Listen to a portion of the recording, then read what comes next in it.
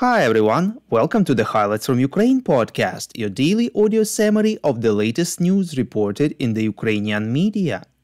My name is Artem and here is the news. 563 days left the Russian invasion of Ukraine. Chief of Defense Intelligence of Ukraine Kyrylo Budanov believes that Russia's war against Ukraine will not last for too long, reports Interfax Ukraine. During the annual meeting of the Yalta European Strategy Summit in Kyiv, Budanov said that the Russians are incapable of conducting protracted operations. At the same time, he admitted that the war won't end within a year. The Chief of Defense Intelligence noted that not a single civilian was harmed by the attacks of unknown drones in Russia, and the enterprises of the Russian military-industrial complex were hit. Quote, there are explosions, there are very large, let's say, sabotage actions, events, but people do not suffer, unquote, Budanov noted. Also, he added that as a result of the attacks, there are constant interruptions in the work of civil aviation in Russia. According to him, some airlines have already officially left Moscow airports and stopped flying there. Budanov also commented on the Ukrainian counteroffensive, saying that it will continue during the cold and wet weather later this year, despite the fact that the fighting will become more difficult. His deputy Vadim Skibitsky pointed out that Russia actively produces weapons with which it attacks Ukraine.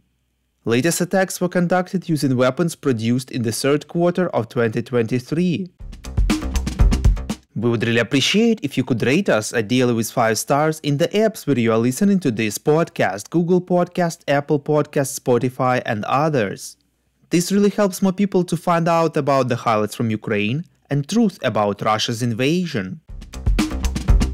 President of Ukraine Volodymyr Zelensky informed that the Minister of Foreign Affairs of Japan visited Kyiv and they had a joint meeting together with representatives of Japanese business. Zelensky said that there are areas where more cooperation between the two countries is possible, like energy, transport, demining, social sphere, the creation of new jobs in Ukraine, telecom, information security, protection of infrastructure, green energy, engineering, and the agricultural sector. The head of state added that Ukraine and Japan agreed to start preparing a bilateral document on security guarantees. He reminded that Ukraine is already working on such guarantees with the United States, the United Kingdom, and Canada. The president said that he held a meeting of the Supreme Commander-in-Chief's staff yesterday.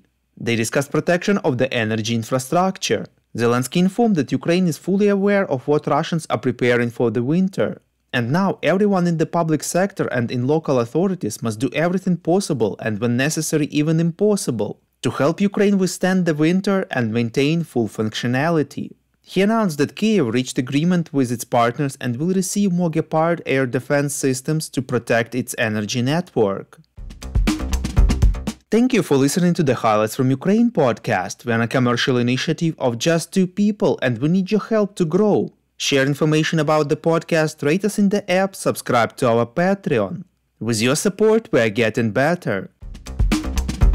We call on you to demand from governments of your countries to impose the toughest sanctions possible on Russia and its citizens to stop their invasion of Ukraine.